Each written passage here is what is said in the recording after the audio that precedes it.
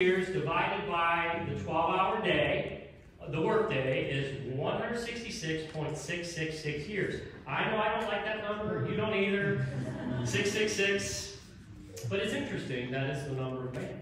So it's scary because it's going to be connected with the Antichrist, but it's also the number of a human being. So 1 year, if you divide 2,000 years of work, is actually 1 hour is 166.666 years. So let's go to the next line. So 166.666 years, which is 1 hour, plus the 33 years of Christ's life. I'm just bringing us in our timeline to where we are. So the first hour would have ended in 200 AD. You with me? So it started at 33, so you have to account for that. You had 166.666, you're at 200 AD. That's the first hour of work. Go ahead to the next. So the third hour would be 533 AD. If Jesus is telling this parable about the future that's coming, he says at that time, you know, it was a critical time. He went out and got more workers. What was going on during that time in church history? It was the Dark Ages. And it was very dark because Rome had taken over the church, and Rome had really perverted a lot of the things of God. But God had laborers in his vineyard. If you don't know about any of that, you want to take our church history class. Go to the next one.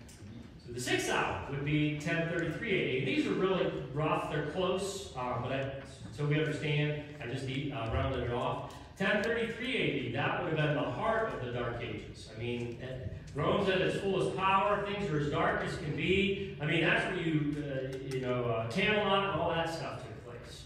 Maybe. Wasn't glorious, that's for sure. And then go to the ninth hour. That's real interesting. That would be 1533 AD. And what would that be? That was the time of the Reformation. That was when Martin Luther and some of those Roman Catholic priests came out and said, listen, it's by faith in Jesus Christ alone. It's not what we've made it, right? And you got the Methodists came out of that movement. John Wesley was a Methodist, or was a Roman Catholic priest. You had Luther that came out, and the Lutheran Church formed. 1533, really interesting that those were the hours Jesus mentioned. And then go to the 11th hour. So if you just add this up, the 11th hour would be 1866. Which is when all that says is that's when the 11th hour started. We would know at around that time is when the theory of evolution came out, 1859. We would know at that time that was the time that the first Bible outside of the line that we use came out. And so very interesting, that was the call. Now go to the last, no, go there. Oh, you did it. He pulled it off. Now I'm not a date setter, I promise you. But I think the Bible gives us a lot of clues and some boundaries to when this might be all done. If you don't put it up yet, if you finish that 12th hour, good quick fingers back there too, by the way. If you finish that 12th hour, so in other words, the day is over, it's done. There comes a time, Jesus said, where no man can work anymore. Go ahead and put it up. Woo! Yeah, we're in 2023. I'm just telling you. Come on now. He says things like, you don't know the day or the hour, but he doesn't say much else. I'm telling you, we know we're near that.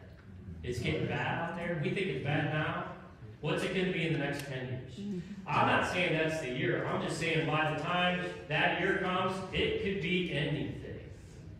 Greentown, God put us here right now at the end of the 11th hour.